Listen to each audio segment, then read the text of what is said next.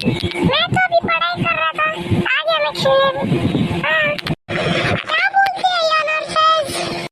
अबे रेहान, तू क्या कर रहा है? पढ़ाई क्यों कर रहा है? अभी तो छुट्टी चालू है ना। सही बोल रहा है यार। तू इधर क्या कर रहा है? पढ़ाई क्यों? अभी तो छुट्टी चल रही है ना। अबे रुक यार, तेरी मम्मी को बुलाता हूँ। अबे मत बुला बे यार, नहीं तो फिर मेरी मम्मी चिल्लाएंगे। नहीं बुला बुला बुला उसकी मम्मी को।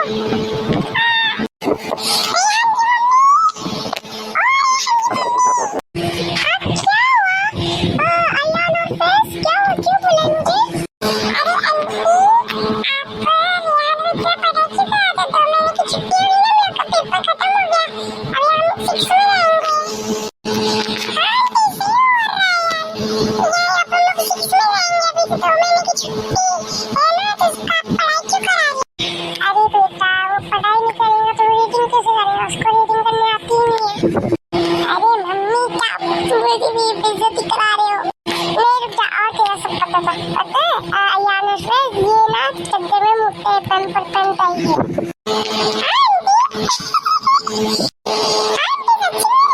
अब करते कि पेन पर में पैसे जाओ। अब चक्कर में पेन